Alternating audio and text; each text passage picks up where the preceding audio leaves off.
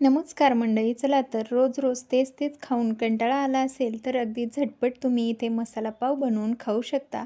तर अगदी नाव घेताच तोंडाला पाणी येतं, चवीला जबरदस्त होतो. तर इथे पॅन ठेवला, पॅनमध्ये जिरा मोहरी घातली, तेल घातलं होतं. अगोदर तेलामध्ये घालायचं, नंतर घालायचं आलं लसणाची पेस्ट, त्यावरती घालायचा कढीपत्ता. कढीपत्ता छान परतला की कांदा परतवून घ्यायचा, घालायचं त्यामध्ये टोमॅटो.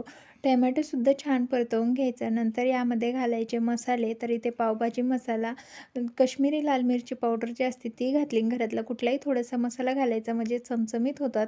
आता इथे पाव कट करून घ्यायचे. वाटल्यास तुम्ही सॉस लावा, नसेल तर नाही लावला तरीसुद्धा चालेल.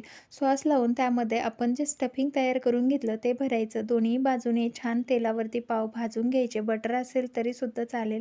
तर आता अशा पद्धतीने मी दोन्ही साईडने क्रिस्पी पाव भाजून घेत आहे. तोपर्यंत तुम्ही चॅनलला सबस्क्राईब करा, लाईक करा, शेअर करा, एन्जॉय करा. धन्यवाद.